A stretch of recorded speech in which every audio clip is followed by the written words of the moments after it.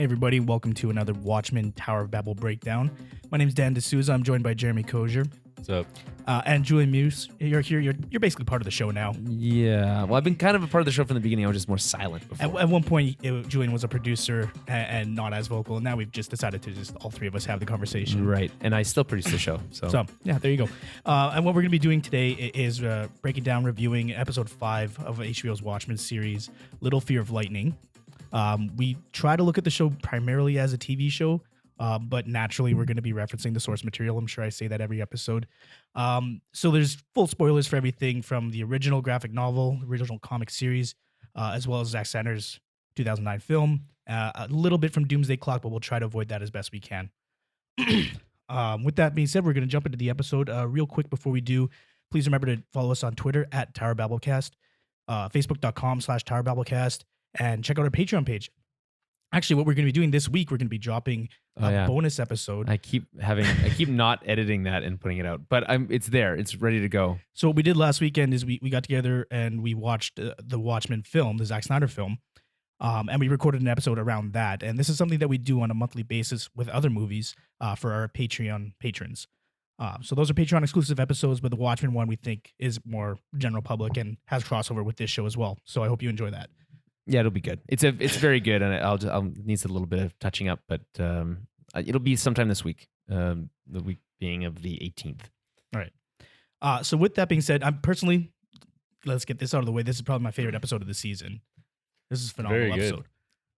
Extremely good, I think. Yeah, it's very good. I don't know if it's my favorite. I think it's easy to like a lot because it has like a lot of momentum to it. Yeah, that some of the other episodes didn't necessarily have, but I appreciated kind of their patience before. I think you're right with the momentum. This one, it was just so streamlined and very focused on Looking Glass, and we get a lot of answers through his discovery. Right.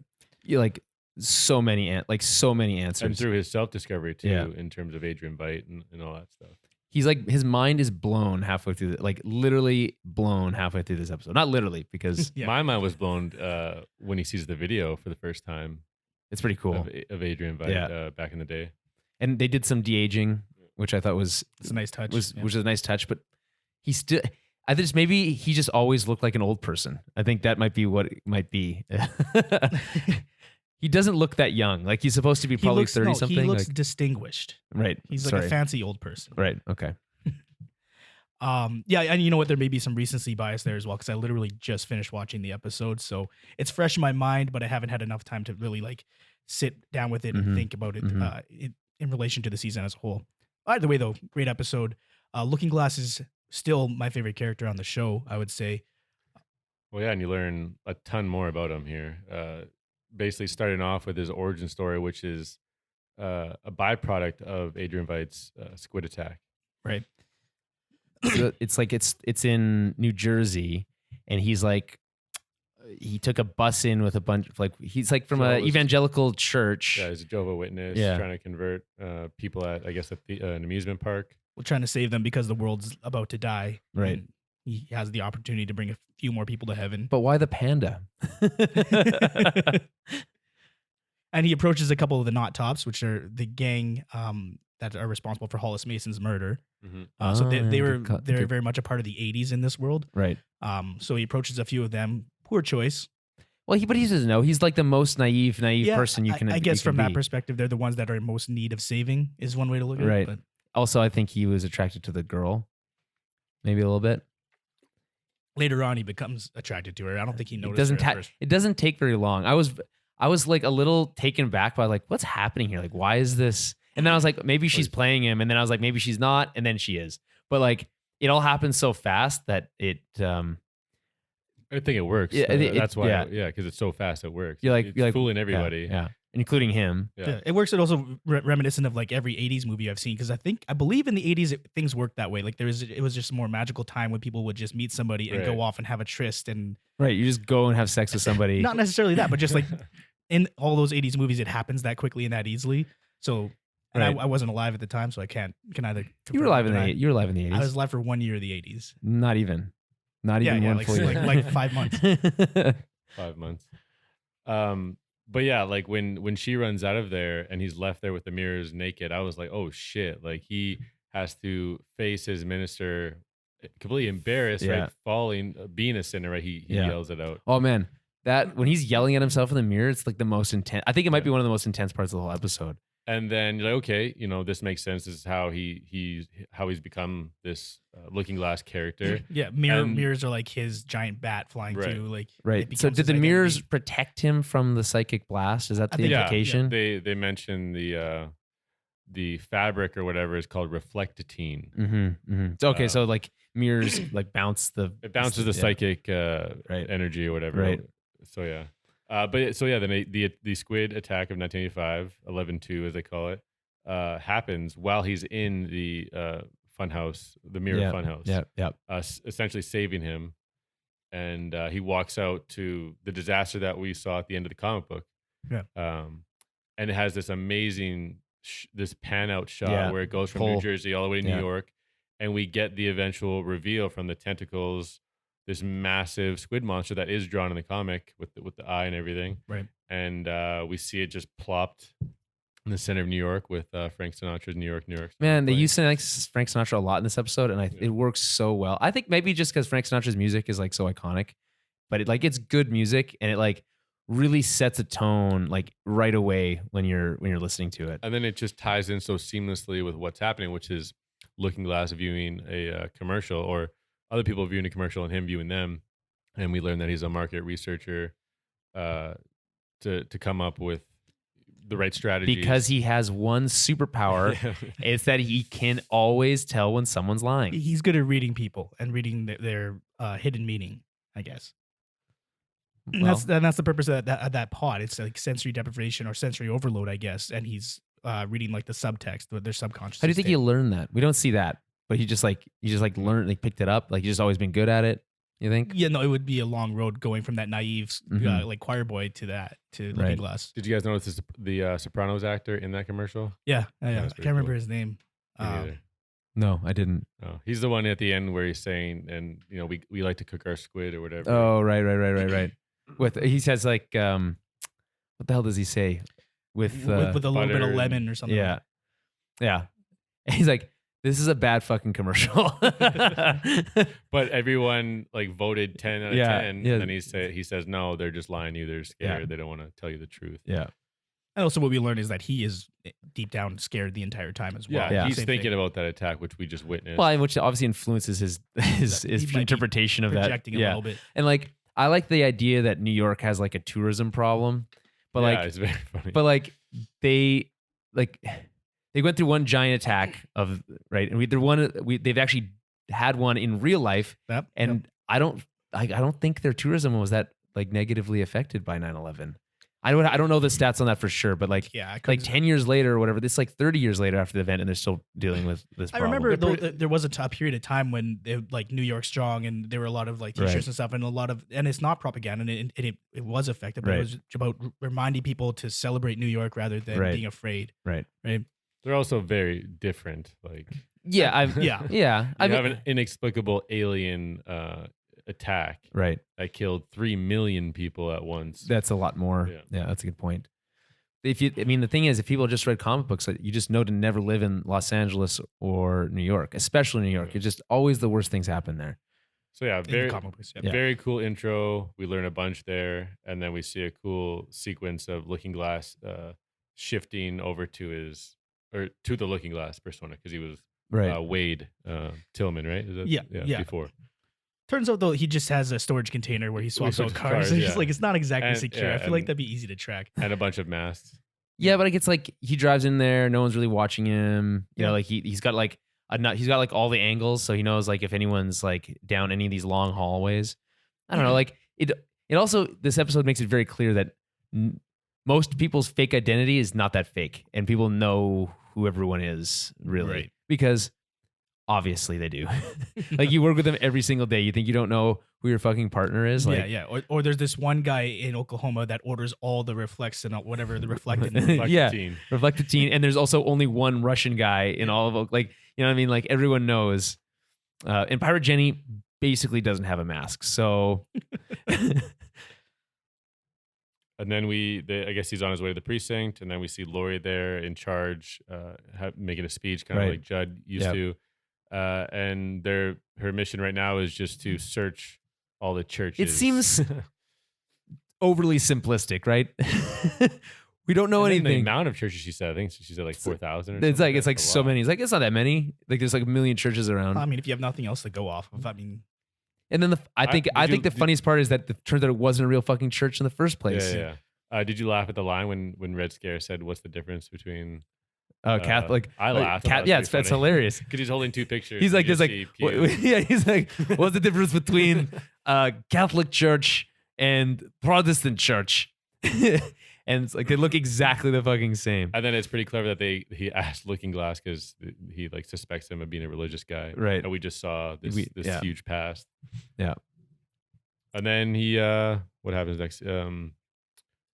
The lettuce. Oh yeah, Red Scare's eating a sandwich with lettuce from the truck. It was going to go bad. So it's just a tool to remind us of the lettuce because later on in the episode it plays a larger role. Because it would have already gone bad if it was just sitting on the counter like that in a bag. It would have absolutely. It was like 3 days. If not in the fridge, lettuce goes bad. Come on, probably. Whatever. And then Angela pops up and reminds Looking Glass about the pills and the ex and all that stuff. He hasn't heard word yet. She kind of hurry it up. I like this exchange though because he's like saying, it's like, well, what's taking so long? He's like, well, she's doing me a favor, and I have the thing about not. When someone's doing you a favor, you don't lean on them. You don't lean on them because she's leaning on him, doing him a favor, which it's nice. It's a nice kind of exchange. It's good that you watched it so recently, so you can remember the dialogue quotes, instantly. And then Lori calls Looking Glass in the office immediately, which is kind of funny because she like later reveals that the cactus is bugged, so she knows about the pills.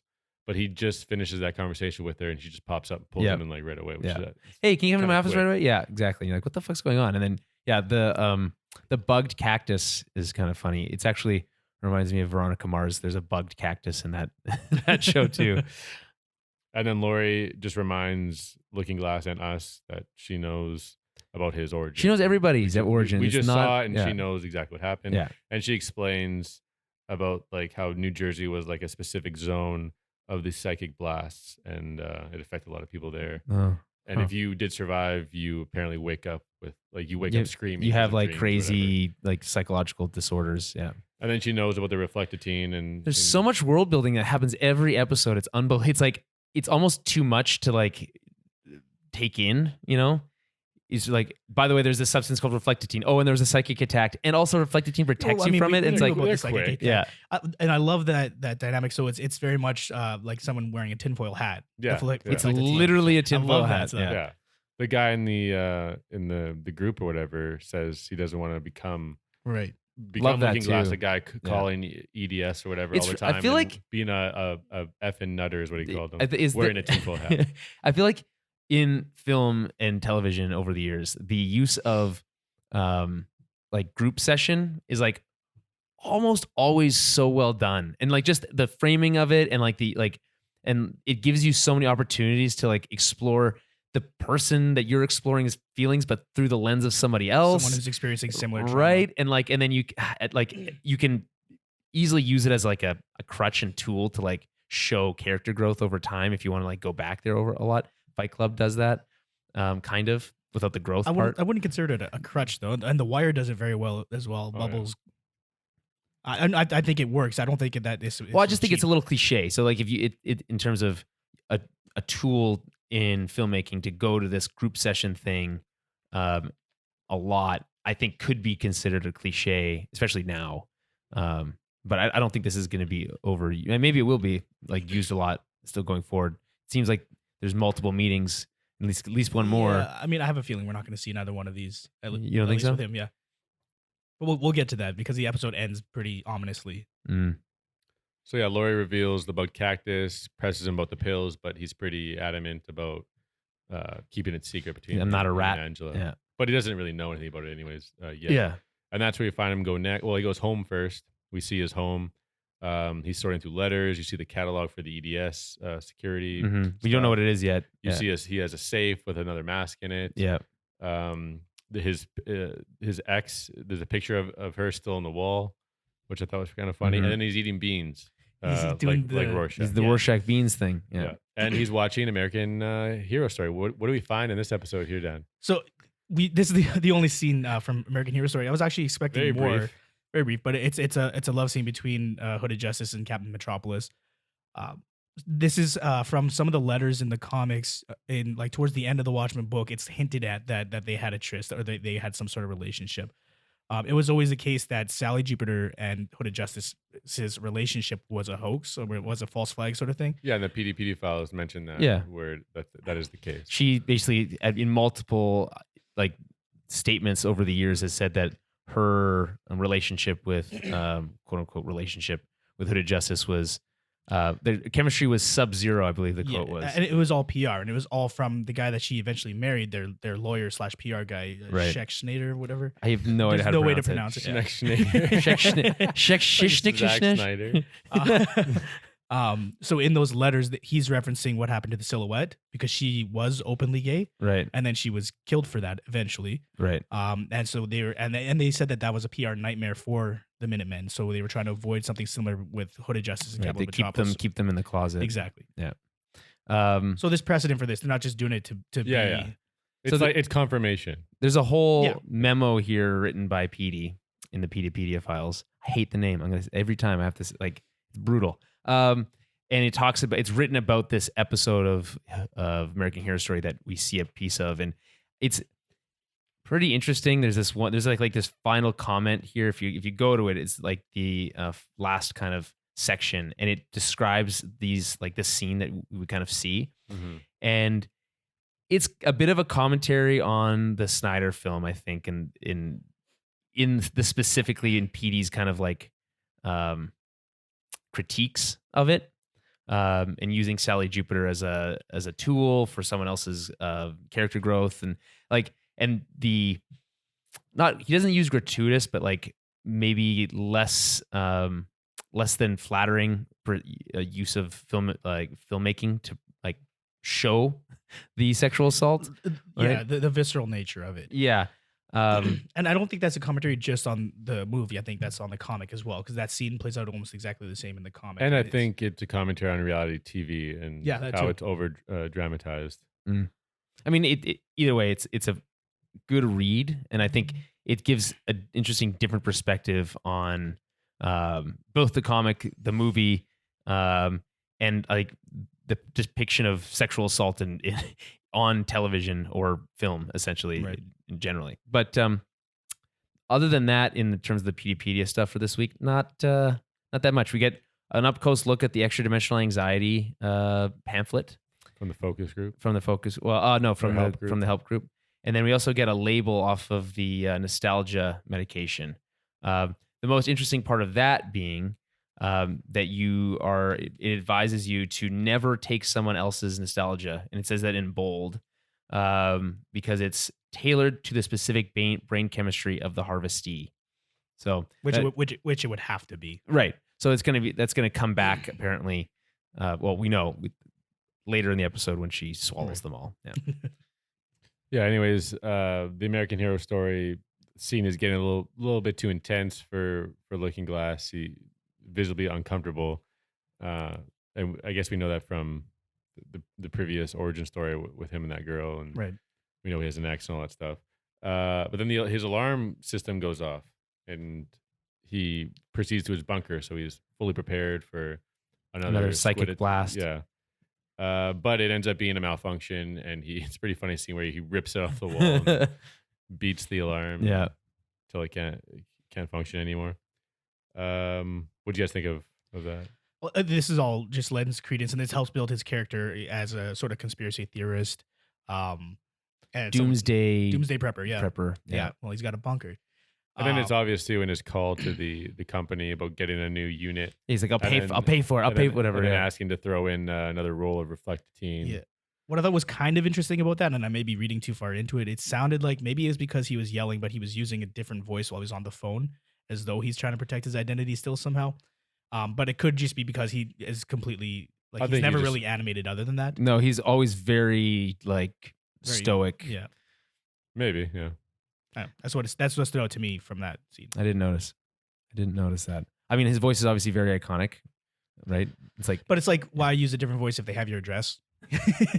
So- yeah. And your name and everything else. Right.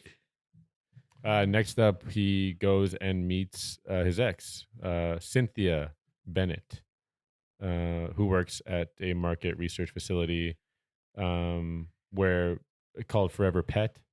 I believe she works. Yeah, and this is something we talked about in one of the PDpedia files from earlier in the season, which is this idea that Veidt's technology that he used to make his pet Bubastis, is that right? Yep. Was later used while the company was going through tough times when there was a bit of a technology backlash to help create clones of people's pets. So I think it's the slogan was "You never have to say goodbye again." But we do say goodbye to one of the pets here. in this scene. Yeah. Do you want it? No. And it's just so callous. It just like throw it It in was the. so funny.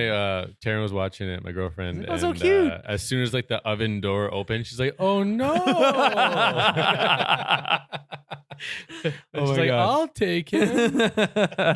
And then she's like, "I can't believe they just incinerated him." Why did you use that word? Because like the door closes, and you hear like kind of like it goes a beep. You hear like kind of like a heating up, like burning. It almost sound. sounded more like the intrinsic field generator. They're like, zzz, zzz. Yeah, that Yeah. too.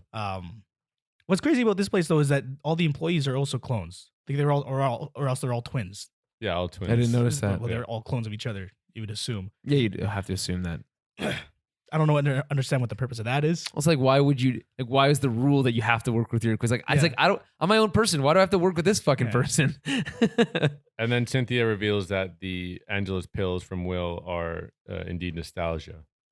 I think there's something we're overlooking here, which is the idea that nostalgia uses brain chemistry, I guess, according to this, to whatever this like little pamphlet is, to induce memory, your own memories, right? Yeah.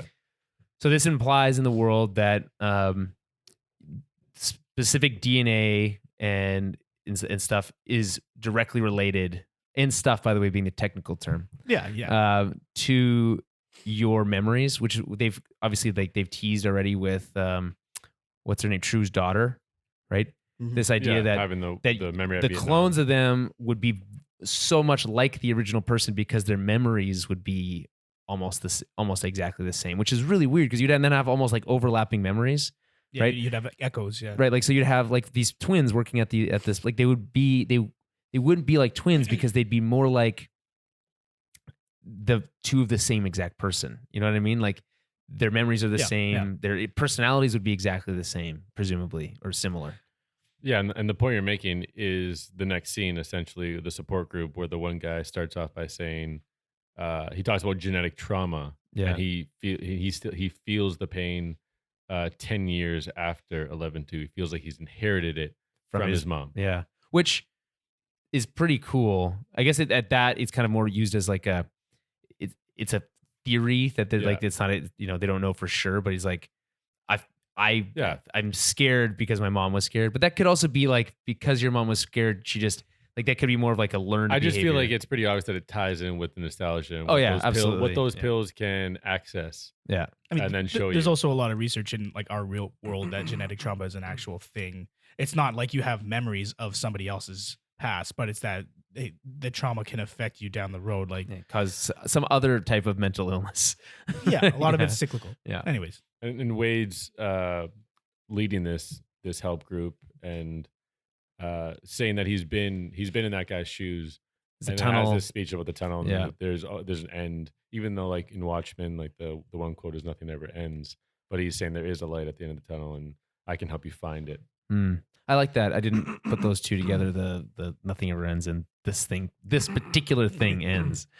And then he reminds everyone that because he still is traumatized by the squid, but it saved everyone, including himself. and that was its purpose. That was Veidt's entire goal.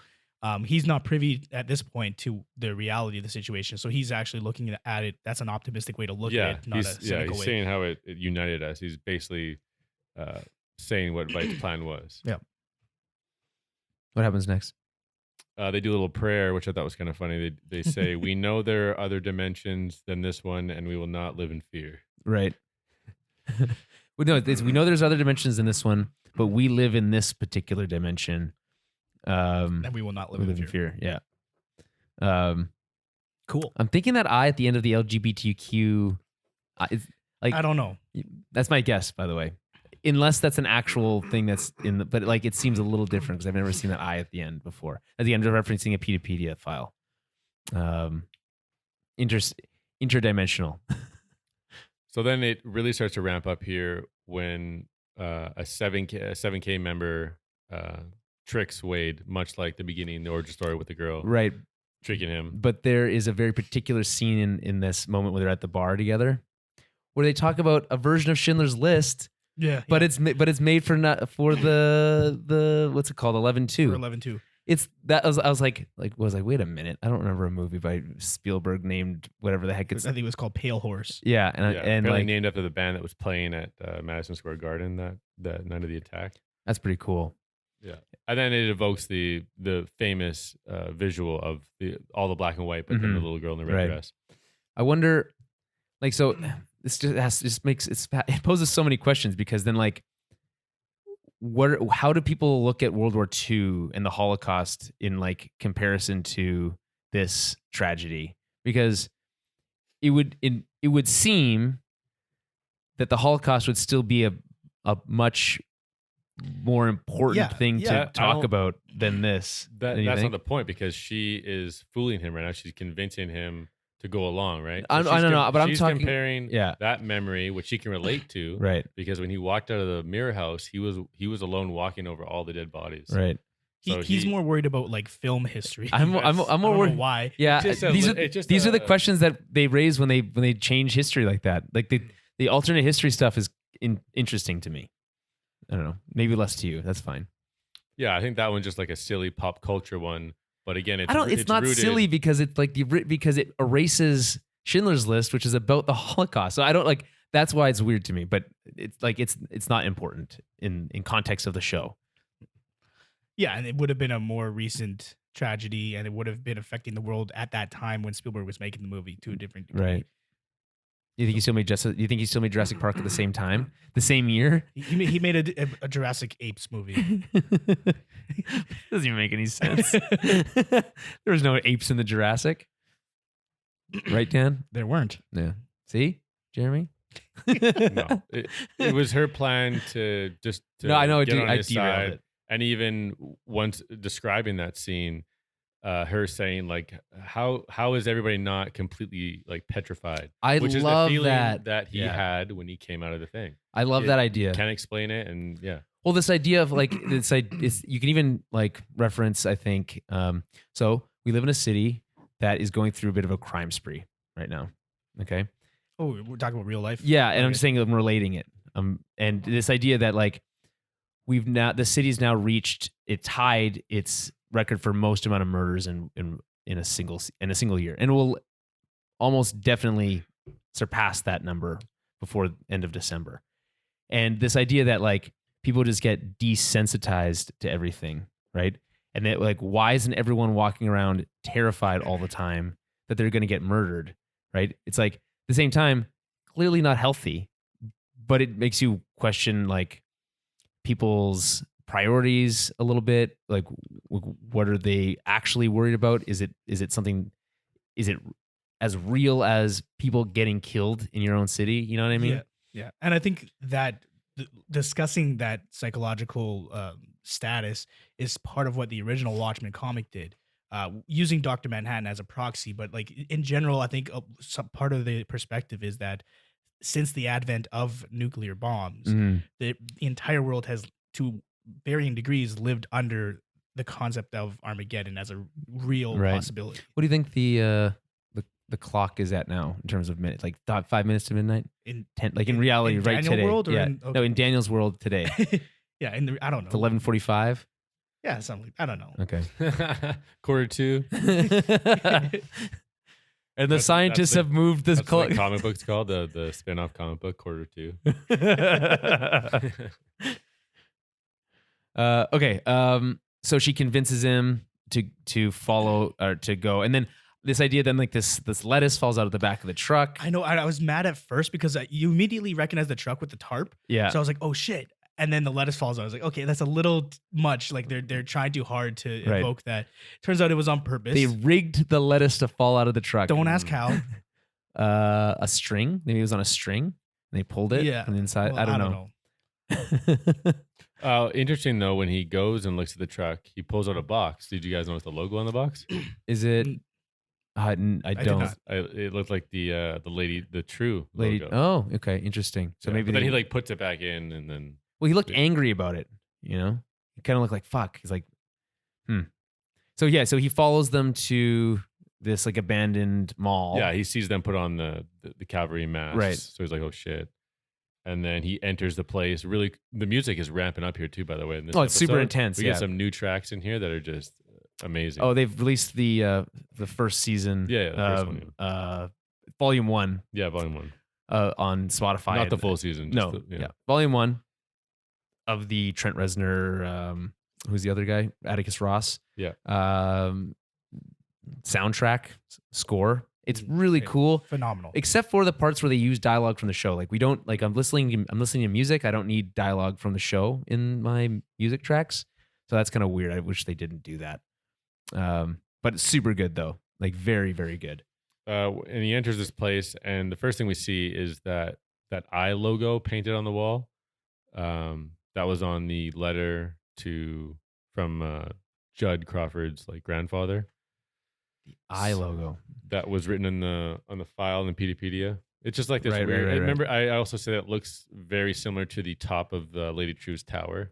So again, it's like this weird connection that I'm seeing through all these camps. It's like a big red eye, Yeah, basically. wreathed in flame. Mm-hmm. It's not that, but it's wreath. You just wanted to say wreath in flames so bad. That's the eye. of Oh, Sauron. and also before he enters the place, he finds a revolver in the truck, which he's using as he go into this place. Right. Blanks though. Yes. I guess because the weapons, it's not clear, but like the weapons in this world are like palm identified. Like you have to like, you can't just like shoot any gun you want, I think is the idea. For the Tulsa officers, like Right. the lower ranking officers. Well, yeah, they had to sign their weapons out. They have it. It's in a case in the car, and they have to request permission to use it. That's what happened in episode 1. Yeah. Okay. I wasn't sure if there was like, once it's out of that thing, it can just be used any way But you it also want, seems like or- all the detectives kind of have their own stash. Like Angela Right. has her own guns. Yeah, but then they also have those shotguns with the yellow grips. Like, are those like, I don't know. I don't know how it works, but I thought that maybe that was something like that. Maybe I'm wrong, but And then he sees the basketball that gets like teleported. through yeah, what that the fuck? Blue lightning, Dr. Manhattan type looking Right. thing. Then he finds more cavalry members, and he just sees them all conducting this experiment. They keep measuring the distance of the basketball travel. Yeah. So these people are clearly well funded. Mhm. They have a ton of money. Like this is not technology that is readily accessible to anybody. This is Veidt's technology. Yeah, it developed through working with Dr. Manhattan. Yeah, Mm. because this is what transported the alien squid. Is that like actually what transports the alien squid, or like how is that? Yeah, Okay, interesting. Okay, and Wade Looking Glass is still under the assumption that like he when later on I guess we can reveal it now, but Joe Keane is a cavalry member. I like that they didn't like play that. Cavalry leader. Cavalry leader, I really yeah. like that they didn't play that for like super long mystery. They're like just like That was a very good scene. take I off. was- Like he's like, just take your fucking mask off. He's like, oh, I'm still wearing this thing. Yeah, so at this point he thinks he's not aware of the hoax, so he Yeah, thinks so this he- is incredibly dangerous because this is what caused the first massacre. Yeah. And then what's do we get the name of the girl that lured him in at all? I can see if it's I on don't think we IMDb. But she explains that they rigged the lettuce to fall here. When he shoots the gun, they're blanks, and they even go far enough to say that they boosted his walkie. So whenever he was radioing for help or whatever, that was cut off. Yeah, they somehow intercepted the No signal. one else heard that. Yeah. And then she reveals also that she really is a radiologist. So that's one thing when they were flirting to kind of trick him, with him using his superpower, quote unquote, to see if she's lying. So they show that she was telling the truth in that one specific instance. Yeah, because to a degree, she wants to endear herself to him. Like they want to indoctrinate him. They want him on their side. Mm-hmm. And then Joe Keane mentions that he's not a murderer; he's a politician, which is pretty funny. I'm sure that's what they all say. And we learned that he assumed leadership after the White Knight, so he was put there to make sure dumb shit like that wouldn't happen. Is what he Well, no, explains it. what he said though in the scene, and this is it's a Or big wouldn't happen reveal. again. It's a big reveal. We kind of assumed it already, but he specifically mentioned that Crawford was heading up cavalry after the White Knight. They're both managing their respective teams to maintain peace. Is how he Right. says it. Right. Was it Cynthia? Is that Cynthia? No, that's no, that's that's his his wife. wife. That's his wife. Okay, hold on. I'm still working through it then. I don't think we get her name. I don't think it's really that important. But yeah, that's when Wade says, he thinks that they're gonna drop another squid, another attack. I think Keane says no, something new. Which I don't know how to decipher that. I mean, yeah. What do we know from the cavalry? They were stockpiling watch batteries at one point. Right. They have Lithium these watch devices that Looking Glass has a name for. I forget what he says, but some sort of interdimensional transport device. Mhm. So they have that. And it's something new, but obviously an attack of some sort. So again, we don't have enough pieces. Some sort of Her big, name's Renee. Okay. It's Renee, but that's all we get. There's Awesome. there's no last name. I figured it out, guys. You figured it out. I figured it out. You put all the pieces together. I had to do a lot of research. Had to hack the mainframe, but I got there. Yeah, so it's clear that they're planning something big, something like a huge grand gesture sort of Mm. thing, very similar to the squid, but different how. But to what end? Yeah. Like, we what's don't know the yet. goal? We don't know if Lady True connected to that at all. We just don't know. My intuition is telling you that Lady True. Is funding them? You think? No. That can't be true. Or maybe part of it is true. I don't know. It There's too can't much. be true. Because But then she's also working with Will. Yeah. Yeah. And he's hot on the case, right? So he basically says to him, I'm going to reveal the truth to you, but in return, I need you to serve up Angela to Lori because we want to know why Joe was murdered. So he's basically saying they weren't a part of it or whatever. Right. Right. And he blackmails him or gives him pretty valid when he said it, like, or else I'll just send members to kill her family. I was like, Yeah, and he's like in such a nonchalant it's a way. pretty valid thing to say. You know what I mean? Like it wasn't like a stereotypical villain thing to say. It was No, like but a plan, thought out thing. Okay, yeah, I got to do it. Feels more evil. Yeah, it's definitely evil. When you say it that way. He's like, well, I need her off the board. So It either just you works, help me though. or I send people to kill her whole family. Yeah. So, no wonder you're the fucking head of a white supremacist group. terrorist organization. Yeah. Like, yeesh. And then we get the video, a video filmed in 1985 Mm-hmm. and sent to President Robert Redford in January of 1993 when he was just elected president. Yeah. Unbelievable. which It's is so crazy, cool. The way it's all framed is all very like timey-wimey. So it's like hard to like in your future or your past, which is my future. It's like all this like it's like ugh. We have to deal with that sometimes with this podcast. It's confusing enough when we're doing it. Never mind listening to it. And he reveals that he didn't just predict Redford's presidency; he Orchestrated planned it. Yeah. And he reminds everyone in 85 the end is nigh due to nuclear holocaust being imminent. But he's planned for this too, and he reveals the squid plan to the president, and then Wade, Looking Glass, is learning of this hoax, this thing that has changed him forever, made him who he is, and he's learning that it was a lie. It's all a lie. And I think he's amazing in the scene because it's just watching a video, but the way that he he gets up and he gets into the video, and then as he starts to realize, the implications and the gravity of everything, he's like backing away from the screens, like he's still too scared of it. It's just really good acting on Tim Blake Nelson's part. Mm-hmm. And then we get a mention of Adrian Veidt having to maintain the peace, and he says with an additional small-scale, extra-dimensional event. Right. So that's the It's Squid Rain. Rain. Yeah. So we get an answer on that. And the other answer that we get is it's clear that the government is involved. It's not just Veidt Yeah. that's orchestrating these things. Yeah, he explicitly says like, I need you as a partner in building this new utopia. Well, he's essentially like he's like a puppet president. He's like, I got you here now. Do as you do as I say. Because I made you, I can unmake you. Essentially, it's a veiled threat a little bit, I think. And it's probably true. Do you think we're going to see Robert Redford on the show? I hope so. it's so weird to He have. did it randomly for Endgame without anybody knowing when That's he came back for the Avengers 1 flashback. That's true. I Which just is one of pretty those. nuts. It's just one of those weird things where it's like, if you're gonna say that Robert Redford's president and then never actually use Robert Redford, it's kind of like a weird thing to do, you know? I think it's more likely now because he's part of it, Yeah. like the grand scheme of things, the plan. Yeah, he's connected, and Or we're covering presuming up at that least. that Veidt is going to find a way back. From And that's where we visit next. We Yeah. go to Veidt. He's suited up in his brand new suit. He's done all of his test runs. Yep. And he's got a bunch of new clones. Yeah. Again, presumably another year later. And he launches himself out. We learn that he's on a moon of Jupiter. Yeah, we were wrong. We assumed it was either the moon or In Mars. space though. We were half right. It was a moon, and it Mhm. was on another planet, another intergalactic body. I guess Intersolar body. intersolar body, whatever. So one of the Jovian moons. It's not clear which. It Right. probably doesn't matter. I'm going to say Or the Ganymede. Jovian, And then we find The him. Jovian system. And then we really find- jovial. No, Julian. And then we see him using all the dead bodies he's launched over there to form a Save Me An sign, SOS. an Yeah. SOS, Yeah, which is again kind of like the Black Freighter stuff, using the dead bodies for his Mhm. own good. and there's he can see the satellite. I guess it's in like super low orbit. And that's to have that moment Yeah. where he says, "Yes, I did it," which is in the comic book. You don't get that in the movie, Right. But it's like a really cool part where he's just like freaking out and He's like he like, finally celebrating succeeded. that he Yeah, did it when yeah. the nuclear war Is is averted. not going Right. to happen anymore. Huh.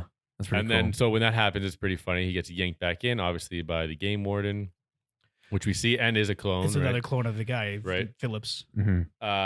And I thought he was gonna kill him there when he went for like the stabbing Yeah. motion. I was like, Right. holy shit, this is nuts. He's gonna kill him. I was like that, and because he's a villain though, right? But it Yeah. made me feel bad for him because he kind of got close, and he's like kind of senile. Well, I mean, guess. like, I don't think we're supposed to necessarily like be rooting against Veidt at this stage. Like, yeah, we like, if you've read the comic, you might like hold some like have some pent up emotions in there. But throughout this, you do, like Yeah. I said, I was rooting for him. That's why I felt like, oh, that's It's like a little like, conflicted. Yeah. Well, because he's the protagonist of his story. He's Yeah. the only real character within his story at this point. How So dare you take agency away from Mr. Phillips?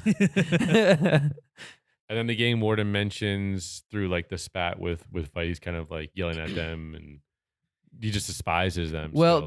there's this moment where he says that where Veidt's like saying, you know, your God abandoned you. yeah. You know, and then Game Warden's like, you're right. He did abandon us. And like, I don't know what's that, like, what does that even imply?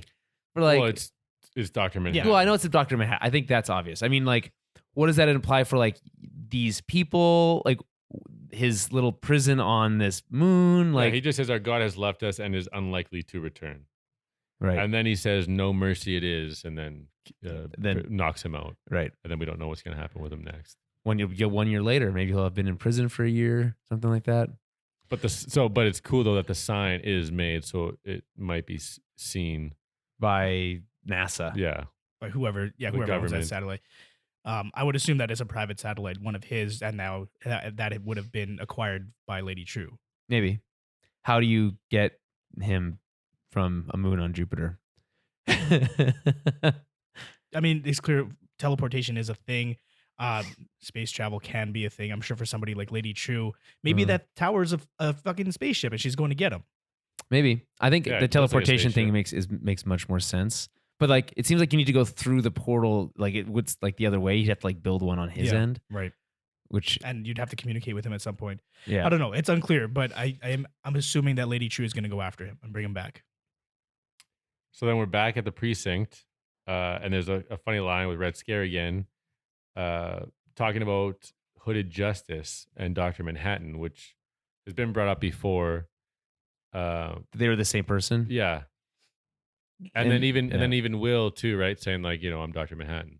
Mm. So I thought like, why throw this there? You know what I mean? It's obviously for a reason. What do you think about that, Dan? At this point, Dr. Manhattan hasn't shown any capability to travel through time, at least Mhm. like physically. Like he can see his own past and future simultaneously, but he doesn't travel through time as much as he does through space.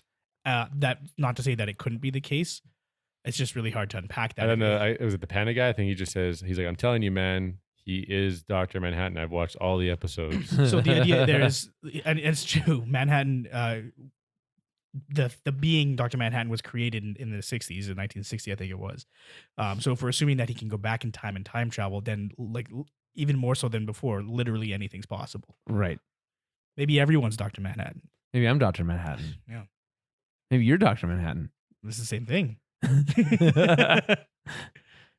And then Angela is there again and presses Looking Glass about the pills. He gives her gives up. up the pills. He gives her up. Tells her everything, gets some answers, but knowingly the cactus is there. And it's she being like bugged. she like leans into the cactus too. Yeah. That's very And- deliberate. Like, watch out for the needles. And even what she says, I covered it up or whatever, or something Yeah. like that. Like super. It's like you couldn't Criminalizing. be more. Yeah. Yeah, nothing more incriminating than saying it that way. I covered it up. I killed the man. Yeah. Right. Like, come on. Okay. And then Lori busts out of her office with a gun. You're under arrest. And then Angela's like, grabs the fucking pills Right, and right. downs a handful of them, or a mouthful. The whole thing. I mean, as many as she could, yeah. What's what? Why would you want to not have like? What's the purpose of like preventing them from getting the pills? She already revealed that it's her grandfather. Yeah. No. She's looking for answers still. I think she wants more answers Yeah. about her lineage. Also, yeah, it keeps them out of the And to their protect hands. them to a certain degree too, because she knows that it's part of He's her family. involved somehow. Although, how are they going to find him? But again, it's like, what does taking the pills away do when all that other information is known? If they just because they don't have the physical pill itself, they have the bottle. They saw her eat them all. Yeah, but nobody knows any of the details. And it's Only for her. Looking Glass knows. We don't know if he's going to tell Lori that they're nostalgia. Well, you wouldn't. He's just doing Right. what he's supposed to do. I guess to keep it's not her a family bottle safe. of nostalgia, right? Yeah. Does he say it's nostalgia? Yeah.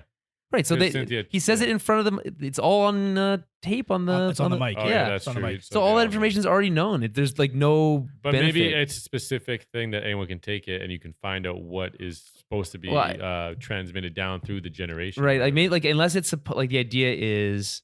It only affects her in a certain way for her to figure something out. Where if Yeah. someone else takes it, they won't get the same Right. reaction. Because she's a part of the family. Yeah. Yeah, she has the same genetics, so that generational in that trauma thing moment, might work in yeah. her favor. But what does taking all of them mean? Well, we're gonna find out, dude. Okay. Yeah, Yeah. I'm yeah. obviously. It's gonna. Yeah. All right. And then, I guess. That's pretty much That's the end of the episode. Then we go back to Looking Glass's house, where we see him throw out the alarm because he Mhm. is aware that it's all a hoax. But then he there's also a funny moment where he goes back and grabs it. Yeah. Which means that tells he's not ready to fully Yeah, he's not gonna believe. change. Like, Well, he's Yeah. questioning his entire worldview. He's very disillusioned. Even before Angela gets arrested, he on the phone with her, he has a very sort of candid moment. Is anything ever true? Mhm. Is anything true? But wouldn't those alarms still work if like a new transportation attack happens, which he's assuming might Yes. happen with those devices? Maybe Yeah, that's why he goes and brings it back. Right. Might still come in handy, and he needs more reflectanol.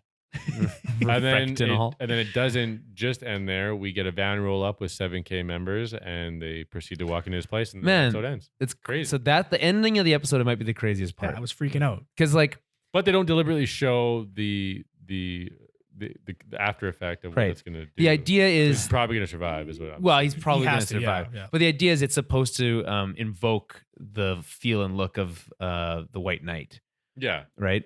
Is Or it- that Keen used him to Yeah. get what he needed. And now he he needs has to to get him off the eliminate that board, guy yeah. so he doesn't start his own detective stuff. right. Yeah, he filled his purpose. So he's obviously going to protect himself because he's badass. Because he's badass Tim Blake Nelson. He's badass, and we spent this whole episode getting to know the character finally. When there was so much mystery surrounding him, I think it would be in poor taste to off him at the end of the episode. Yeah, Well, it'd be like Game of Thrones ish. It Maybe certainly a little. would be. It would be. Like Everyone's talking about Looking Glass. Everyone's No, favorite but character. Then either boom, way- kill him. Either Yeah. way, though, that has to happen on screen. I think. I think this Yeah. show is more susceptible to traditional storytelling than Game of Thrones was early on. Game of Thrones became much more traditional in the latter half. There's still certain storytelling tropes that are going to remain true, like telling an entire story about somebody and then probably not killing them at the end. Right. You know? So, and unless unless it's Blade Runner 2049. Spoilers for 2049. But it's not though. But it's not really about him. Yeah. No, that's a good point. And the song playing at the end I thought was really cool. Another classic song. I don't think it was Frank Sinatra. Guilty Feet. It actually, that song played earlier in the episode while he was seeing his ex. Yes, it did. Yeah, and just an instrumental version of it. And it was very cool. I typed some of the lyrics, which is apropos. Enchanted evening, you may see a stranger across a crowded room. Somehow you know. You're never gonna dance. So you may see again. a stranger across a crowded room. Somehow you know. So that can relate to the chick from 7K who fooled him. Right. Even in the beginning, just a chick fooling him. Well, I mean, and to play it over the meeting with his ex, like that song is really about someone cheating. Mm-hmm. Guilty feet have got no rhythm, and then never gonna feel the same way I felt with you. Blah blah blah. We don't need to go through all the lyrics. Give you up.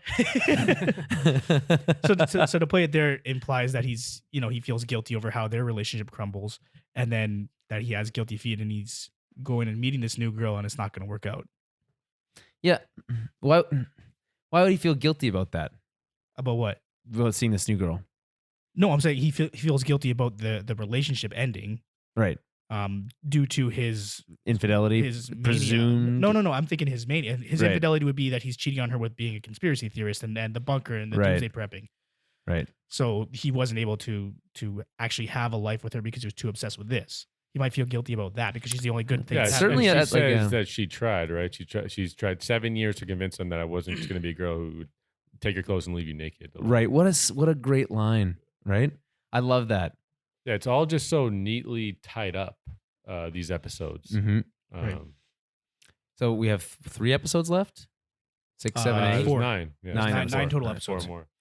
Oh man, 4 minutes to midnight. And you make a good point. Like the momentum of this episode, the pacing, it's very much things are ramping up now. We're getting a lot of answers, whereas earlier in the season we weren't. There were questions. Way too many question marks. So it's getting there and it's getting very exciting. I think so. I think now I think things are going to start kind of like coming together more. Obviously, like I think the final episode is going to bring all the storylines together. Obviously, yeah. If and not the second, and a lot of people episode. have seen the next episode. That's the 6 episodes they released, right? To public, whatever. So we gotta get that next week one, out and then of the it's way, all mysteries, and then it's all new stuff for everybody. Yeah, apparently. So like, and we know Dr. Manhattan's going to make an appearance. Yeah, there's that one shot sequence where he's. I think he's wearing a suit, right? Yep. He picks up a Dr. Manhattan mask. Yeah. Like there's just so many things. Like how does Veidt get off the fucking moon? How does True's involvement with Veidt play out? What happens with Angela now that she's been arrested? How does that tie into her relationship with her grandfather? She's just gonna have like a bad trip at a jail cell and go through all these weird. I think we're gonna get some weird flashbacks. That's gotta be next episode. We'll get some weird flashbacks and stuff. And that I think the idea was like she has to go through it herself. Is when remember her grandfather says that. Yeah, she has to go through it herself. Yeah. And maybe that he meant that literally, like she had to like physically remember things, which lends credence to this concept that like he has an idea of what her future holds. And like him saying that he's Dr. Manhattan, I still don't believe that he's Dr. Manhattan, but that has that some sort of ominous tinge to it. Dr. Manhattan can't pretend to be other people. Remember, he could do everything but that. Yeah, I think Dr. Manhattan has somehow affected Will somewhere along the line to maybe allow him to live longer or something. Well, if we go off the theory that he was Hooded Justice, then he may have there's and that's tangentially, those certain dialogue scenes are trying to hint at that he could be Hooded Justice, right? And therefore maybe Will with the fan theories. But also we get an answer on the comic book, right? When Dr. Manhattan says, "I'm going to go somewhere else and create life," we get an answer for that where he's created some random moon.